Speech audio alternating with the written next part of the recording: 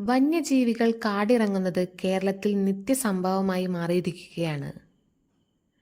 വനവുമായി അതിർത്തി പങ്കിടാത്ത പ്രദേശങ്ങളിൽ പോലും ആനകളുടെയും കടുവകളുടെയും ആക്രമണത്തിന് മനുഷ്യർ ഇരയായിക്കൊണ്ടിരിക്കുന്നു. വയനാട് മാനന്തവാടി സ്വദേശി രാധയാണ് ഏറ്റവും ഒടുവിലെ ഇര. ആദ്യമായാണ് ചാനൽ കാണുന്നതെങ്കിൽ സബ്സ്ക്രൈബ് ചെയ്യുക. കഴിഞ്ഞ വെള്ളിയാഴ്ച രാവിലെ പഞ്ചാരക്കൊല്ലി പ്രിയദർശിനി എസ്റ്റേറ്റിന് സമീപം വനാതിർത്തിയിലെ തോട്ടത്തിൽ കാപ്പിക്കുരു പറിക്കാൻ പോയതാണ് രാധ.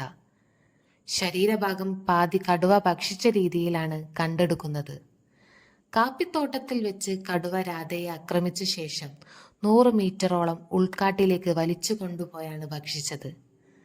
രാധ കൊല്ലപ്പെട്ട വിവരമറിഞ്ഞതോടെ കടുവയെ വെടിവെച്ച് കൊല്ലണമെന്നാവശ്യപ്പെട്ട് നാട്ടുകാർ സംഘടിച്ചു. നിരവധി വീടുകളുള്ള ജനവാസ മേഖല.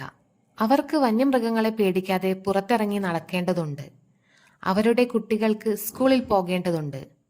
ഇപ്പോൾ പ്രദേശത്തിറങ്ങിയിരിക്കുന്ന കടുവയെ വെടിവെച്ച് കൊല്ലണമെന്നാണ് നാട്ടുകാരുടെ ആവശ്യം. കടുവ, എതിരാളികളില്ലാത്ത മൊണസ്റ്റർ. കടുവകൾ കാടിറങ്ങുന്നതിന്റെ കാരണങ്ങൾ പലതുണ്ടാകാം. മനുഷ്യരുടെ കടന്നുകയറ്റം, കാലാവസ്ഥാ വ്യതിയാനം, നഷ്ടമാവുന്ന വാസസ്ഥലം, കടുവയുടെ എണ്ണത്തിലുണ്ടാകുന്ന മാറ്റം എന്നിവയാണ് പ്രധാന കാരണങ്ങൾ. മാർജാരകുലത്തിൽ പെടുന്ന കടുവ കരയിലും മരത്തിലും വെള്ളത്തിലുമൊക്കെ ശക്തരാണ്.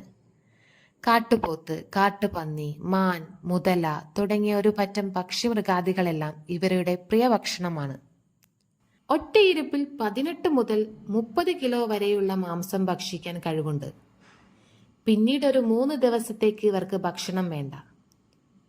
കൊന്നയിടത്തു തന്നെ ഇരയെ തിന്നുന്ന ശീലം ഇവർക്കില്ല.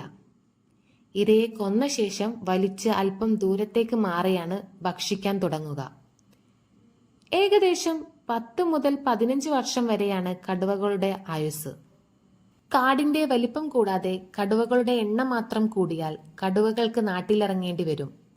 മനുഷ്യരെ ഭക്ഷ്യയോഗ്യമാക്കേണ്ടി വരും. കാടിനെയും നാടിനെയും സന്തുലിതാവസ്ഥയിലാക്കി കൊണ്ടുപോകാൻ നമ്മൾ ഓരോരുത്തരും ബാധ്യസ്ഥരായിരിക്കുന്നു.